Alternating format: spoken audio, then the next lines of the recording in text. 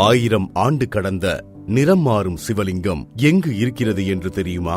நம் வாழ்நாளில் பயணிக்கும் ஒவ்வொரு கோவிலிலும் சிவபெருமானை காண முடியும். லிங்க வடிவத்திலோ உருவ வடிவத்திலோ இந்த அண்டத்தை காக்கும் சிவன் நம்முடனேயே பயணித்து வருகிறார் என்பது நம்பிக்கை. பொதுவாக நாம் கோவில்களில் கண்டு வழிபட்ட சிவலிங்கங்கள் கருப்பு நிறத்திலோ அல்லது அமர்நாத்தில் மட்டும் உள்ள பனியால் ஆன வெள்ளை லிங்கத்தையோ கண்டிருப்போம்.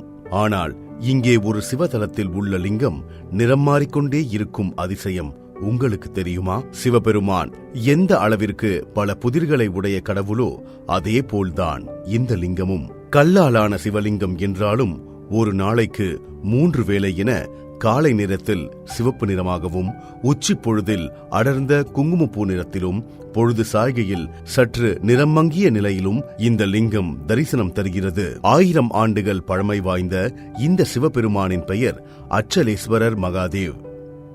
இங்குள்ள லிங்கமானது காலை, நண்பகல், இரவு என 3 வேளைகளில் வெவ்வேறு நிறங்களில் காட்சியளிக்கிறது. இந்த அதிசயம் வருடத்தின் அனைத்து நாட்களிலும் நிகழ்கிறது. ராஜபுத்திர மறவர்களும் ரிஷிகளும் முனிவர் பெருமக்களும் இங்கு தவம் செய்திருக்கிறார்கள். வசிஷ்ட மகரிஷி தனது மனைவி அருந்ததி மற்றும் தனது காமதேனு பசுவுடன் இங்கு தங்கியிருந்து தவம் புரிந்து வேள்விகள் இயக்கியிருக்கிறார் என புராணங்கள் வாயிலாக அறிய முடிகிறது.